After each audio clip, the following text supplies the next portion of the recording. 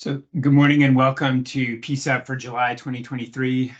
Today's session is going to be a focused review of the protocol revisions. But my goal as we go through this is to talk not just about the what and what we're doing, but also to talk about the why and give an opportunity for everyone to ask questions. So the protocol revisions, none are major, but they do touch on multiple different areas. We made some modifications that affect each of these areas. Some of them are in response to medication shortages. Some of them are housekeeping. And so we'll go through each of these in turn.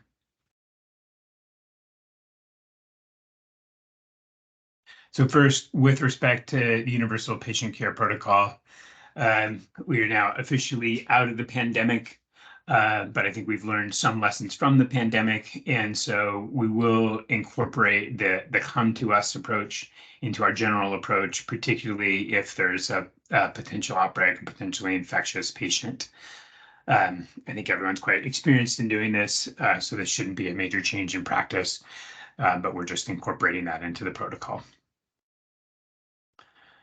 With respect to altered mental status, we've added hyper and hypoglycemia and opioid overdose to the title because we have some specific directions with respect to each of those. We defined hypoglycemia as less than 70 milligrams per deciliter and less than 80 milligrams per deciliter in a known diabetic. We clarified that D10 may be given IO. So we don't give D50 IO because it's a very hypertonic solution, but D10 is okay to give IO. And we then clarified, as Dr. Gadbois mentioned in case presentations last month, that neonatal hypoglycemia is in the first week of life. After that, you can think of children with respect to glucose, certainly as small adults, where in the first week of life, we would allow down to 40 milligrams per deciliter. But then after the first week of life, then we go to that same cutoff of treatment if the glucose is less than 70 milligrams per deciliter. We clarified that whether it's adults or children, if the patient can protect their own airway, we can give oral glucose or some other complex carbohydrates, or then you have the option of D10, 1 milliliter per kilogram by infusion, up to 250 milliliters total. Obviously, since we are carrying D10 with with infants in particular, but smaller pediatric patients, we just need to keep an eye on the total volume that's being infused. Any questions on the changes with altered mental status and coma? Okay. So with respect to allergic reaction, anaphylaxis, and this also affects respiratory distress, because of medication shortages, we've added in levalbuterol. The brand name is Xopenex. So levalbuterol is just an isomer of albuterol. It's only the L-rotatory isomer of albuterol. And it essentially has the same effects. In theory, has somewhat less of a cardiac effect than albuterol does. So you may see a little bit less tachycardia, but I wouldn't be surprised if you still do see some tachycardia with levalbuterol. So with adults, 2.5 milligrams via neb, pediatrics, 1.25 milligrams via neb, and that can be repeated. So this is because of the shortage of albuterol. Levalbuterol is more expensive. It doesn't have a significant treatment benefit. So we're only going to use that when albuterol is not available. With respect to pain control, this is just a review of our indications. So we are trying to make it possible to facilitate packaging and transport to prevent the exacerbation of the patient's pain and to alleviate discomfort. what's implied here is we're not trying to make all pain go away, but we're trying to ease pain for patients that have acute pain. In patients that have an exacerbation of a chronic pain syndrome, we do not use opioid medications. And then to clarify, we do not use, in the emergency department, we do not use narcotics for headaches, unless it's like from an acute trauma with bleeding inside the brain. But medical headaches, opioids are not an accepted treatment for that. And so that's what no opioids for headaches unless trauma, and then no opioids in chronic pain syndrome.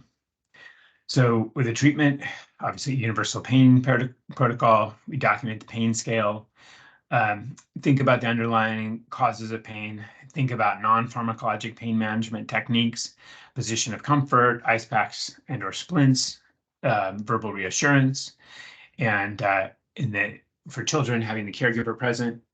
You can think of that also for vulnerable adults. And then you can consider other analgesics. So we have the option of Toradol for patients 2 to 64 years of age without contraindications. So we don't use it for suspected cardiac chest pain. We don't use it for patients that are trauma system entry, because like almost all NSAIDs, there's a slight antiplatelet effect. So it's contraindicated if there's known renal or liver disease, if there's allergies to aspirin or other NSAIDs, if pregnancy is a possibility, if patients are on anticoagulation or have a bleeding disorder, or then if they have altered mental status, because we have to consider bleeding in the brain. If Toradol is not an option, then we have the option of fentanyl. 1 microgram per kilogram, IM or IN or IV. And this can be repeated every 5 to 10 minutes. If you're using that full dose, every 5 minutes would be a pretty aggressive titration. So just use caution with that, but we want to give you some room in the protocol to treat patients that have severe acute pain. For nitrous oxide, refer to that specific protocol. And then, so to correct what I said, these are options to start with non-IV pain meds if you don't have access already. And then if there is ongoing pain, then you can establish IV access, and then consider Toradol if you haven't given it already, and then fentanyl. Remember, the fentanyl is a slow administration that is rare but possible to have the wooden chest syndrome with rapid administration of fentanyl. So we still leave ketamine in as an adjunct with fentanyl. We want to make sure that at least 2 doses of fentanyl have been given. We can give up to 0.5 milligrams per kilogram IV or IO over 2 to 3 minutes. That slow push is really key to minimizing the psychotic or unpleasant side effects of giving ketamine. If you do get that emergency reaction, you may treat with midazolam 2.5 milligrams IV or IM. But I think that Dr. Mott, yes. Emphasize that for the adjunctive dose of ketamine, that even though it's 0.5 milligram per kilo, it's a max of 25 by protocol. Yeah, max. And so we keep that max in effect because at 0.5 milligrams per kilogram, you're right under that dissociative dose. And the place where you get into trouble with ketamine is if you get in between the pain dose and the dissociative dose. That's the 0.5 to 1.0 milligrams per kilogram. So make sure that you're keeping to a max of 25 milligrams, which should keep you safe in adults as long as with the slow push. But I think the key thing that probably all of you are experiencing right now is that we have significantly limited supplies of ketamine. and it is a fantastic drug for induction and for post-intubation sedation. And so the priority is to use it for that over pain control because we have other options for pain control.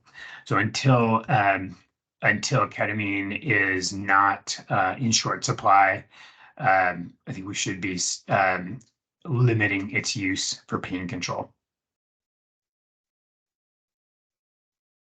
Any questions about the pain control protocol?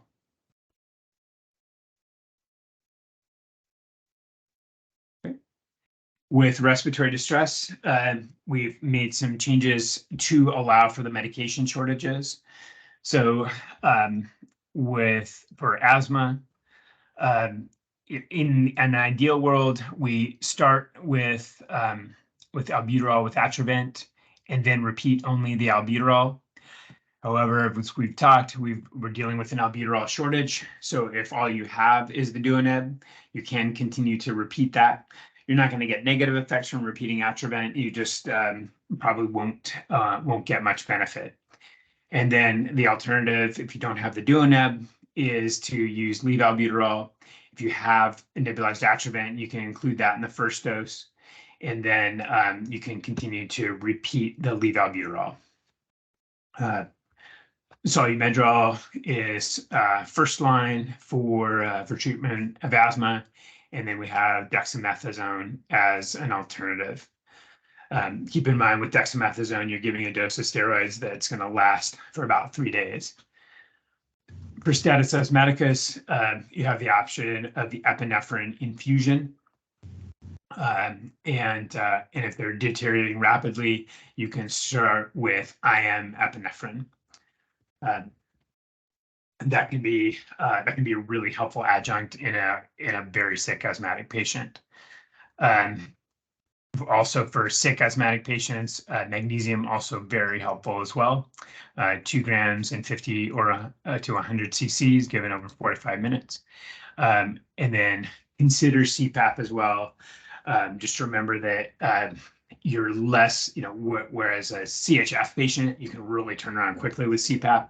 You're unlikely to turn an asthmatic around as quickly with CPAP, but it can be important respiratory support as you're getting these other things to work.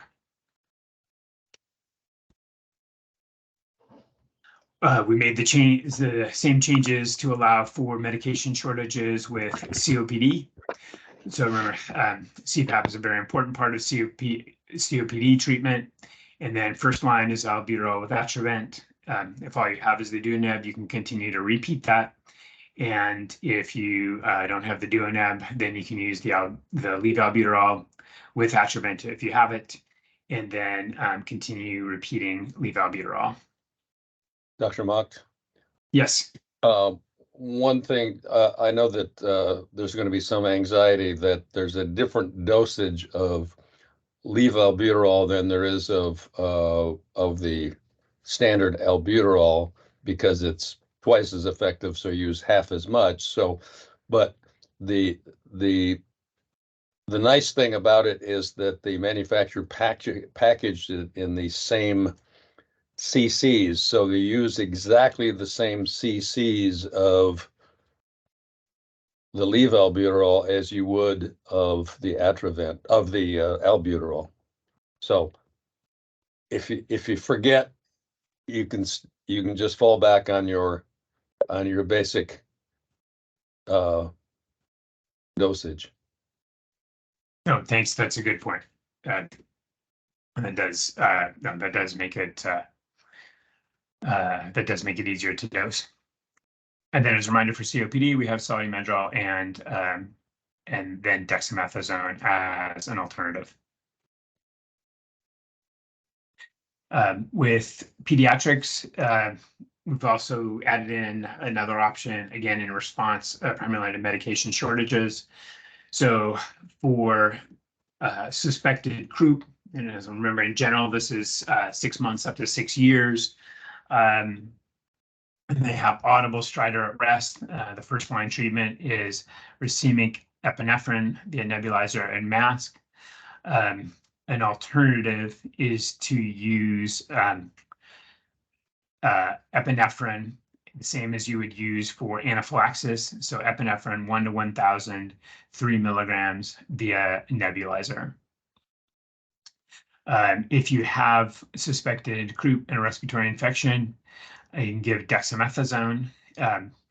Remember, that's in a croup patient.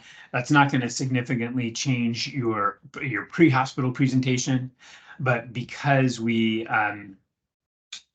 because in the hospital, if we give someone racemic epinephrine, we would watch them for 2 hours after.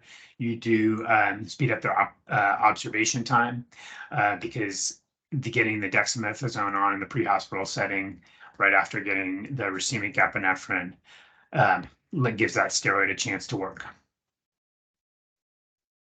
And then so that's upper airway in pediatrics, and then lower airway in pediatrics. We've made parallel changes to allow for repeating the duoneb and then to allow for the levalbuterol. And the pediatric dose is just 1.25 milligrams of the levalbuterol. We have solumedrol, dexamethasone, again, magnesium, and again, IV or IM epinephrine for a sick asthmatic kid.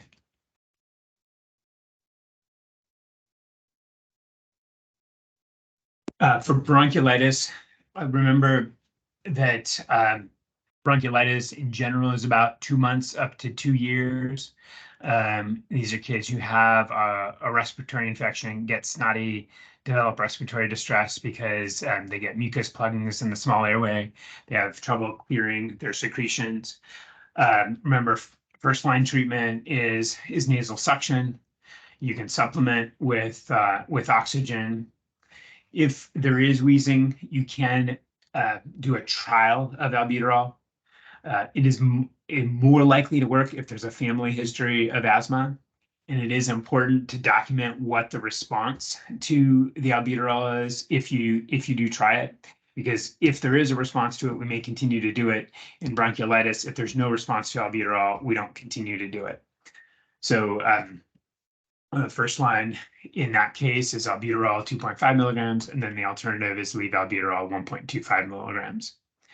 And then if they're in severe distress, you can try albuterol early on, but just remember, don't forget some nasal suction in these kids, and then some supplemental oxygen can go a long way, but be prepared to give positive pressure ventilation.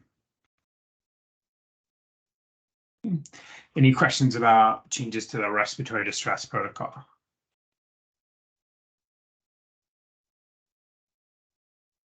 Okay.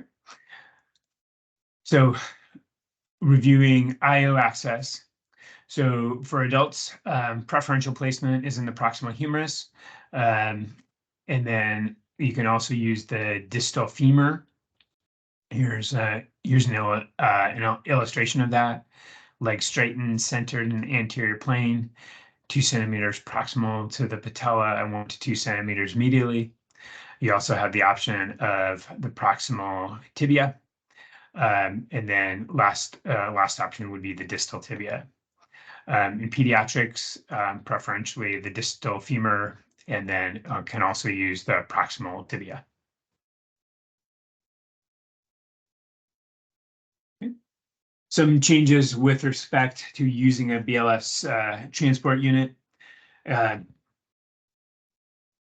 So with respect to death in the field, so if the BLS transport unit encounters death in the field, a patient that's pulseless and apneic, so first figure out if there's a valid pulse and or enrolled in the hospice program, verify that the patient is pulseless and apneic, and then consult medical control, inform the medical control physician that the patient is pulseless and apneic, has a valid pulse, and is in hospice.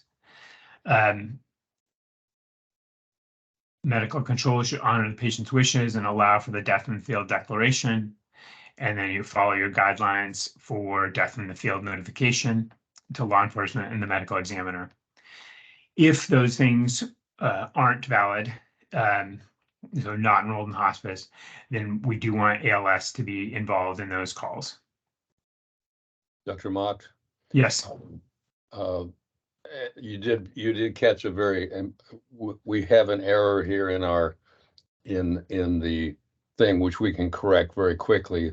It's determined if the patient has a valid post and or is enrolled, and then down on the next, on number 3, once again, same thing, post and or is in hospital. You don't need both. You don't need both things. You need one or the other. No, good point. Good point. So, because obviously with the valid post, we're not going to start resuscitation. No. We're going to honor that. So no, thank you. Thank you for pointing that out. Always editing, you know. So the next item is requesting a BLS transport ambulance. So if an ALS first responder is on scene and determines that the patient meets the BLS transport unit response criteria, they can ask AMR dispatch if there is a BLS unit available. And if so, AMR dispatch would cancel the ALS ambulance and send a BLS ambulance. And so the goal of this is efficiency in the system. So obviously, if there's no BLS ambulance available, we don't want to hold an ALS first response crew out of service for an extended period of time to get a BLS ambulance. Then an ALS ambulance could just take the patient. But it is an option if you're on scene with a patient that would be appropriate to transport in a BLS unit.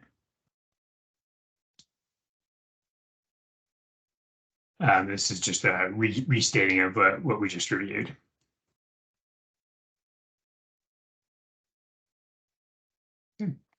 We cleaned up some things in COPS, pre-hospital documentation and communication. So we substituted the electronic health record for the medical incident report.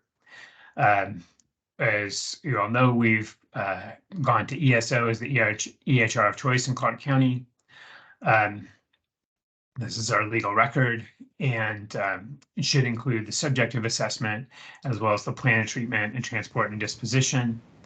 And then document procedures and treatment. Now, if you're not speaking, will you please mute your microphone?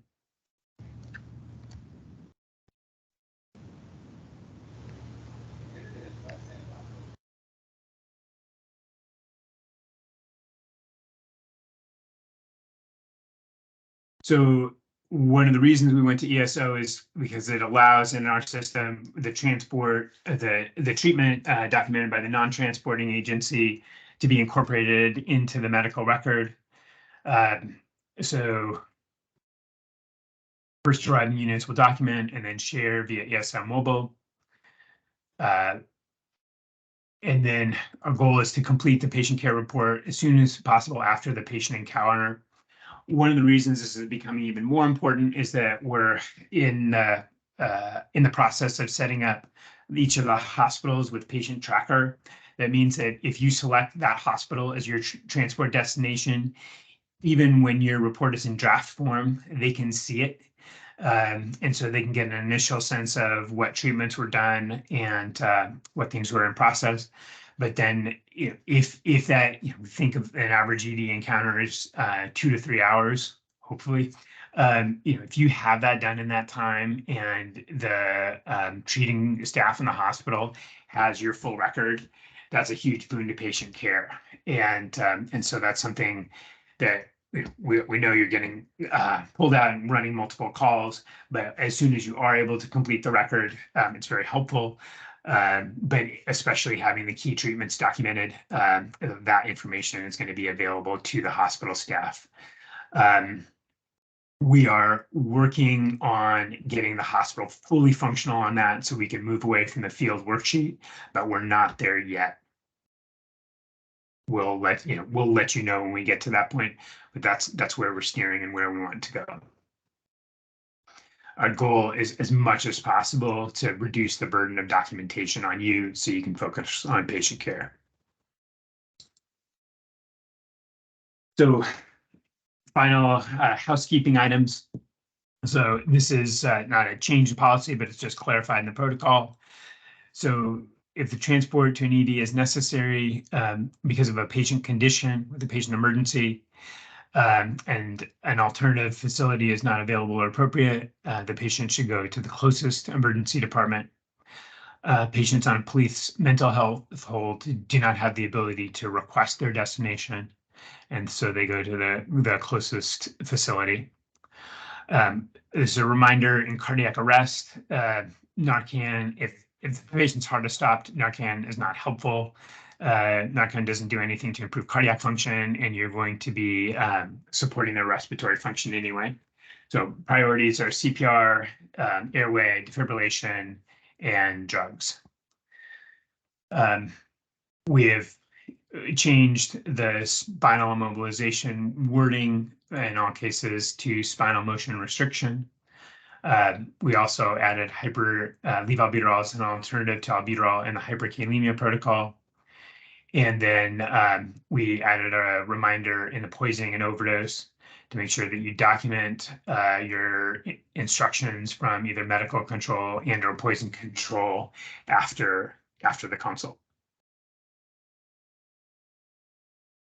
Another clarification, so if a patient has symptoms of a stroke or TIA and the last known normal within 24 hours, so a potential candidate for treatment, those patients are acuity red because we know that even with the TIA, you can have recrudescence of symptoms, and those patients may become candidates for treatment.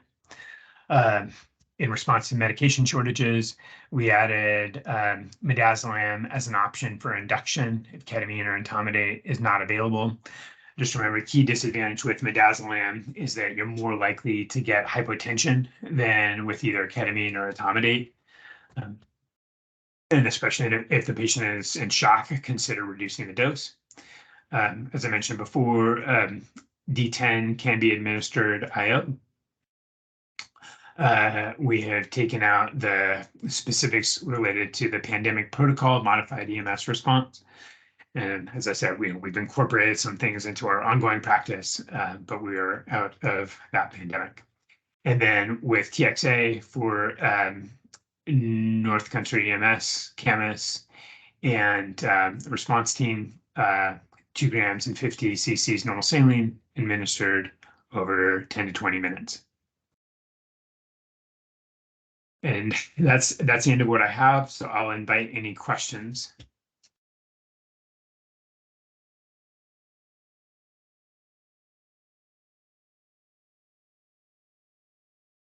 Okay. Dr. Whitwer, do you have anything else to add?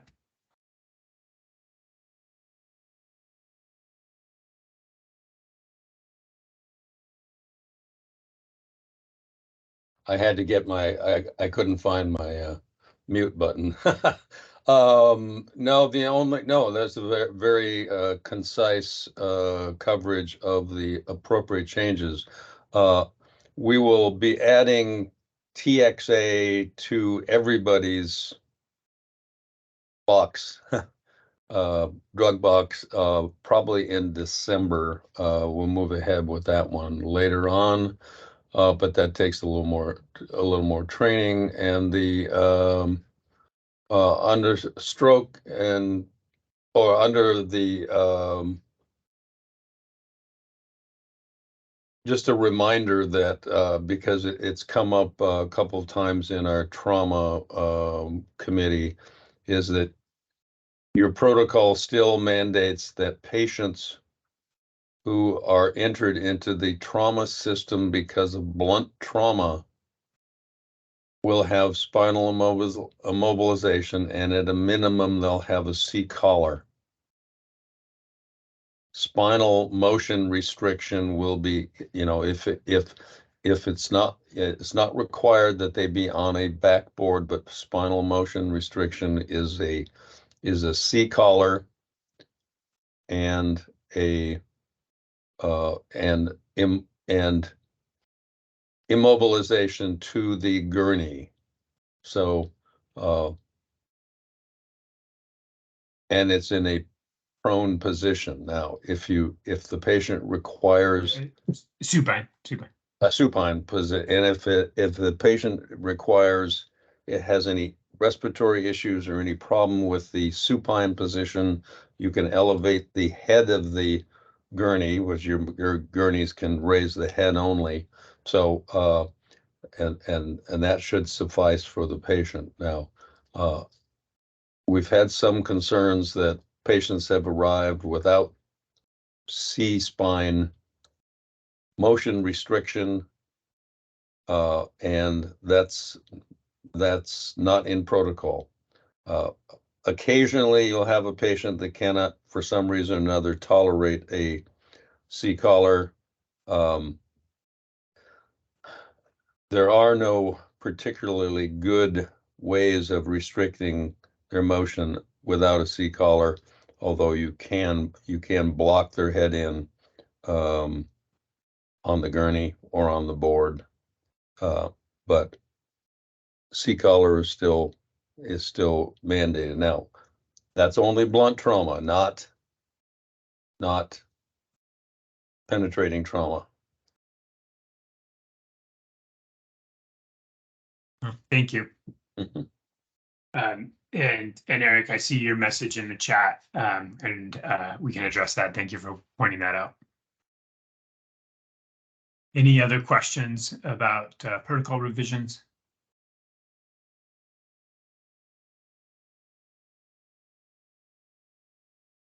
Okay.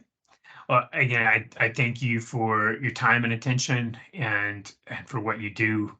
We're very grateful, and I hope you have a good rest of the month. Take care. Thank you, Dr. Mock. This is a very concise overview. Thank you.